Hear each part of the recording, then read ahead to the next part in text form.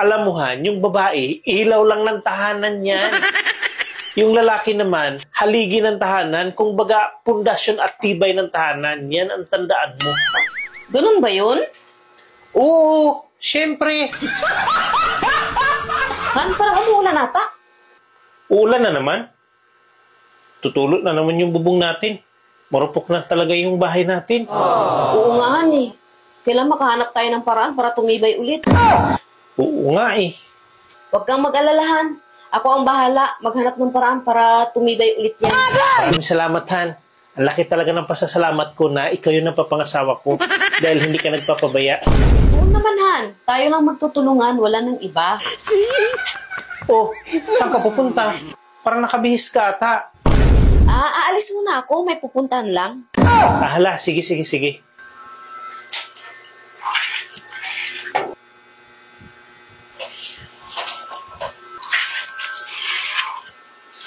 Oh, bakit gabing-gabi ka na? Kanina ka pang umaga umalis ah. Oo, Han. Hindi biro ang maghanap eh. Bakit? Ano bang hinahanap mo? Nakahanap na ako ng lalaki. Bakit ka naghanap ng lalaki? Hindi naman tayo nag-aaway ah. Kailangan ba tayo mag-away bago maghanap ng lalaki? Bakit mo ginagawa to? Wala naman akong kasalanan sa'yo ah. Tumulong na nga ako dahil naawa ako sa'yo eh. Tulong ba yan? Purwisyo yung ginawa mo.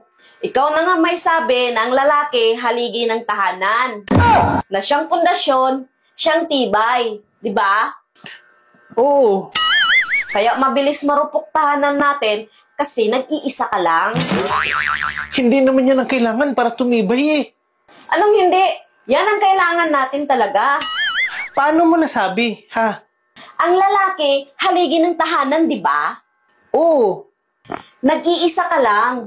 Ibig sabihin, isa lang haligi ng tahanan natin. Kaya marupok, di ba? Ang bilis nga narupok eh. Saan ka nakakita ng tahanan na iisa lang ang haligi? Wala naman tahanan na iisa lang ang haligi eh. Kaya naghahanap ako ng maraming lalaki para maraming haligi. Matibay na, masaya pa. Ayaw mo ba tumibay tahanan natin?